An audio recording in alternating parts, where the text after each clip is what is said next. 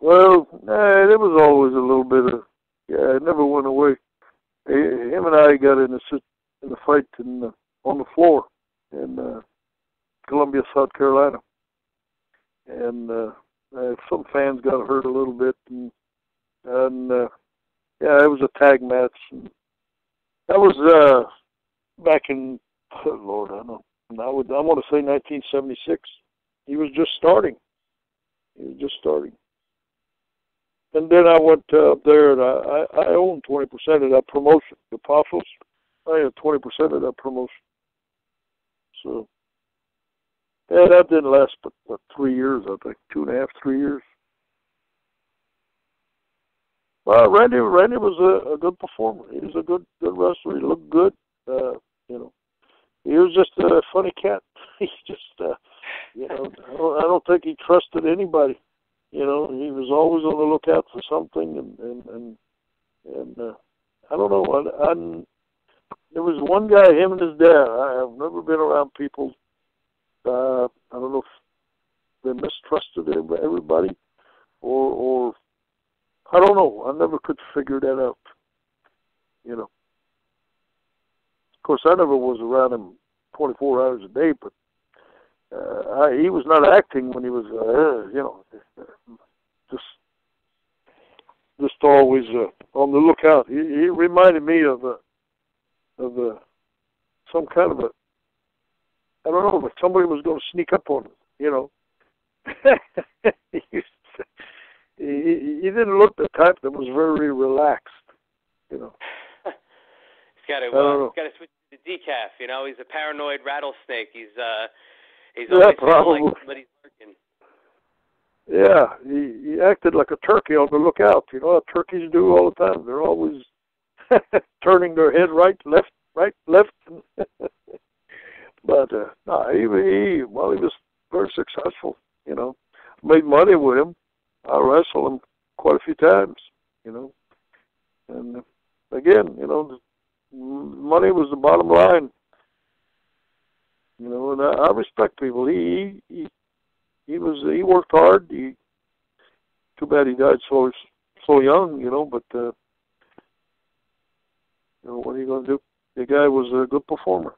That's all I can tell you. I don't know him much about this. I just watched him from a distance, and I said, you know, and I kind of just shook my head. I said, you know, I never met anybody like that. Of all the people you meet in your life, you know, there's a few that just stand out, you know, for whatever reason, I don't know.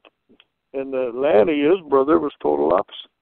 You know, Leaping Lanny was just a cool guy, relaxed, easygoing, you know, just total opposite.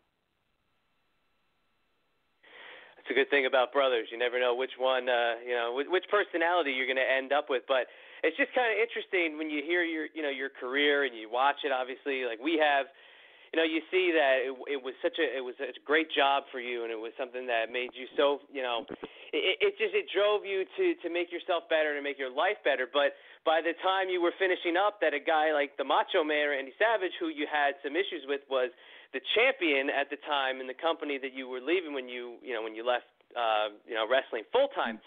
But when the champion is the guy who's supposed to be driving the houses, did you think that the WWF, you know, in the schedule that they had, you've already established that was crazy. But was the champion the guy really driving the ticket sales, or was it more about the WWF at that point? There was. The WWF was. I never had wrestled WWF at the time. You know, I never had wrestled. I almost went one time when Vince Sr. was a promoter. I think it was in the 70s or something. Thought about going there, but for some reason I never went. And it was something at the end there. I think the way I got there is Pat Patterson had called me. Somebody called me, and because I was out of the NWA, and I think I had came back from Puerto Rico, I believe. Yeah. And I was in the States, and that's how I got to go there, and I wasn't too thrilled about it because I kind of knew I didn't fit there, you know. And Macho Man fit there, you know. He had all his robes and this, you know, all this flashy stuff, and you know, I had a different style of wrestling, you know. You know, being on the mic was not my best, you know. To me, wrestling. I was brought up on the old. When the bell rang, that's when the action is on. You know, all the entrance and all the rest, the flashy stuff, and you know, didn't matter much. People came to see a fight. They're gonna see a fight. You know, you want to see me dance? Well, you're in the wrong place because I don't do that. Yeah, you know, that was basically the mentality. You know. And I went there and tried it out, and I had my own airplane, too, at the time, and that helped, you know. I used to fly myself everywhere. And that extended my career probably for another 4 or 5 years, you know. Because, you know, these commercial flights, they're not fun, really. You know, you do it day in and day out, it gets old. Especially today, I wouldn't do that. I wouldn't even do it one time.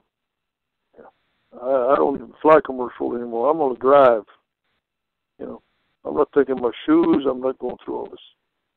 Sit there for 2 hours before your flight. You know, yeah. I would have quit the business. Yeah, that would have forced me to quit the business right there. You know, life's too short. You don't need aggravation. You know.